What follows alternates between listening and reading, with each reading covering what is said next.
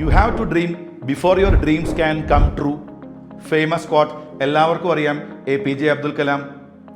നിങ്ങൾ ഫ്യൂച്ചറിൽ ആരായി തീരാൻ ആഗ്രഹിക്കുന്നു, അതിനുള്ള പ്രിപ്പറേഷൻ വളരെ ചെറിയ ക്ലാസ്സുകളിൽ സ്റ്റാർട്ട് ചെയ്താൽ മാത്രമേ നിങ്ങൾക്കത് അച്ചീവ് ചെയ്യാൻ കഴിയൂ. ഇന്ന് ഞാൻ നിങ്ങളോട് പറയാൻ പോകുന്നത് 2 കോഴ്സുകൾ തമ്മിലുള്ള പ്രധാനപ്പെട്ട വ്യത്യാസമാണ്. ഒരുപാട് കുട്ടികളും പാരൻസും ചോദിക്കുന്ന ഒരു ഡൗട്ടാണ്, what is aeronautical engineering, what is the difference between aeronautical engineering with aerospace engineering.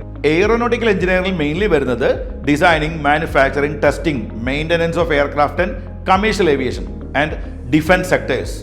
Mainly നിങ്ങൾക്ക് ഈ കോഴ്സ് പഠിക്കണമെങ്കിൽ അറിയേണ്ട 2 സബ്ജക്റ്റുകൾ ഫിസിക്സും മാത്സുമാണ്.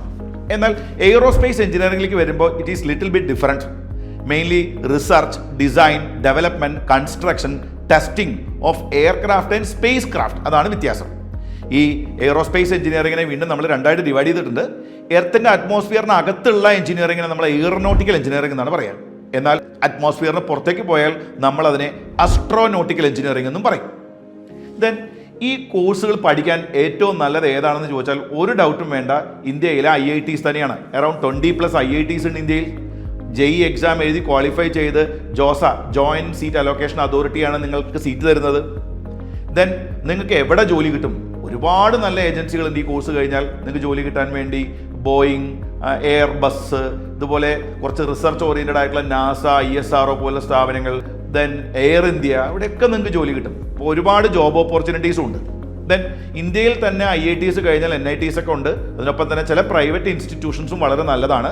ഫോർ എക്സാമ്പിൾ അമൃത ഒരു ബെസ്റ്റ് ക്യാമ്പസ് ആണ് കോയമ്പത്തൂർ. ദെൻ അതുപോലെ തന്നെ നിങ്ങൾക്കറിയാം SRM യൂണിവേഴ്സിറ്റി ഉണ്ട്, മണിപ്പാൽ യൂണിവേഴ്സിറ്റി ഉണ്ട്, ദെൻ ലവ്ലി പ്രൊഫഷണൽ യൂണിവേഴ്സിറ്റി ഉണ്ട്. അതൊക്കെ നല്ലത് തന്നെയാണ്. ദെൻ ഇന്ത്യക്ക് പുറത്ത് പോയി പഠിക്കാൻ ആഗ്രഹമുള്ള കുട്ടികളുണ്ടാവും. അവർ SAT എന്ന് പറഞ്ഞ എക്സാം എഴുതണം.